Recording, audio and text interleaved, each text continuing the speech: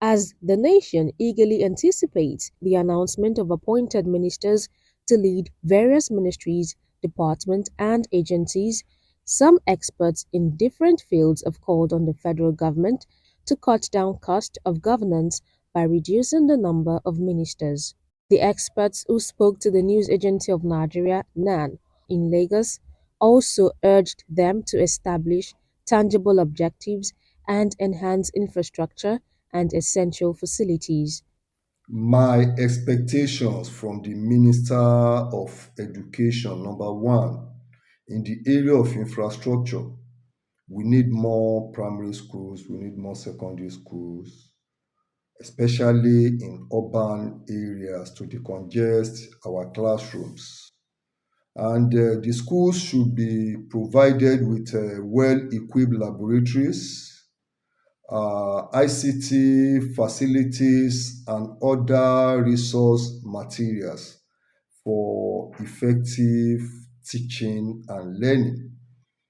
My second expectation from the minister is in the area of manpower.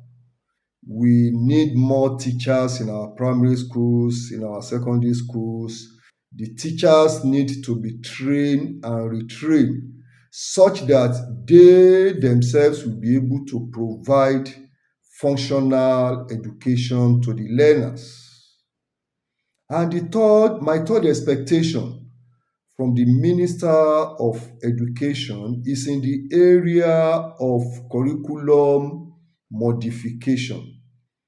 I am talking about modifying our curriculum to produce secondary school leavers that will have acquired skills and knowledge necessary for them to earn a living after graduating from the senior secondary school. If perchance or perhaps they do not have the opportunity of proceeding to tertiary institution to further their education. I am talking about modifying our curriculum such that we will not be heavily dependent on importing most of the things we need from the Western world.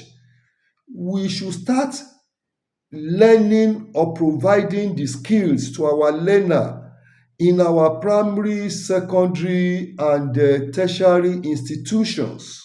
We want a situation where the Minister of Health would guide the present achievements because there are policies in place waiting to be activated.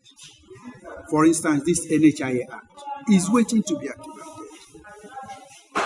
Before then, we have the National Health Act is waiting to be fully activated. We have so many health strategic plans and all those things waiting to be actually activated.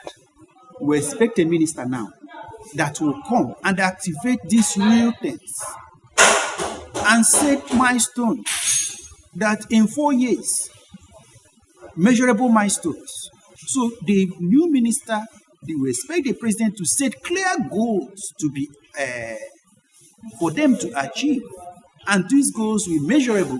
That at the end of 4 years, who can measure these goals? For instance, something like maternal mortality is a measurable goal. Infant mortality is a measurable goal. Life expectancy is a measurable goal. So we expect them to set these measurable goals and then work towards achieving it. Well, Nigeria belongs to all of us. People are passing through difficulties.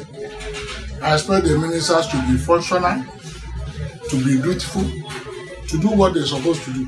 Excessive acquiring of wealth is not helping the country.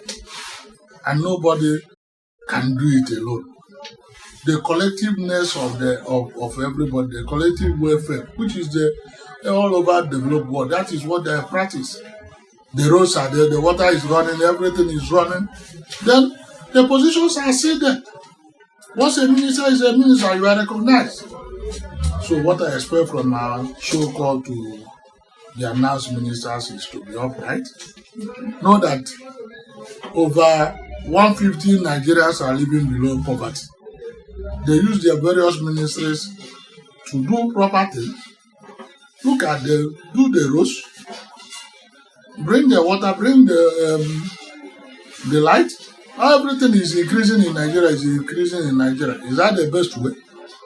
So my expectation from them is to be upright. Regarding the significance of ministers in governance, they had this to say. They are necessary because even in a class, you must have a monitor. My answer is a categorical no. Why do I say that? We already have the permanent secretaries. The prerequisite for appointing a permanent secretary is that such you have the knowledge that is necessary to run the MDA in question.